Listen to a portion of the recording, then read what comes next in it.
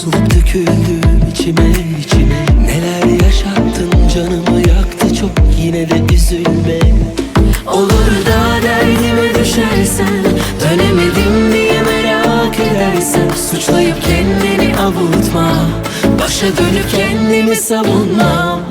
Bir kere burada girdin mi çıkamıyorsun bir tanem. Burada fazla durdun mu utanıyorsun. Aşk